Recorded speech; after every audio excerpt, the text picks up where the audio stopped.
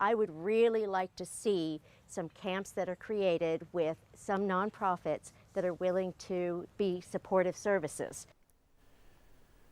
Knoxville Mayor India Kincannon and other leaders say the homeless problem in our city is growing. Emergency shelters are seeing more people seeking help. Reporter Mary Klingler tells us why more people are asking for those services.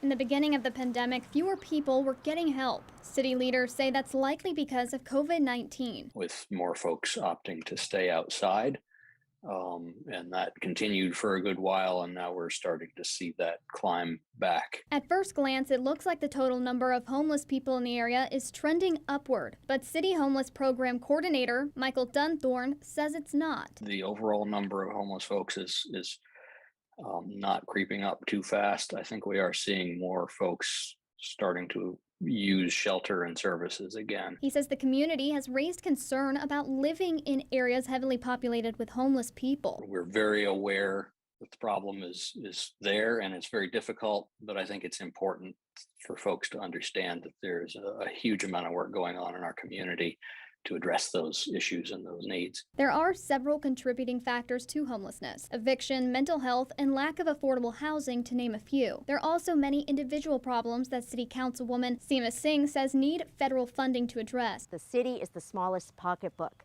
of the city, the state, the federal government. Right now, the money is stuck. The state refuses to accept it, and we need it to help these people. She says using federal dollars to address the individual needs that come with treating addiction and mental health issues allow more funding towards sustainable living in our homeless population. And to me, that is where the bottleneck is.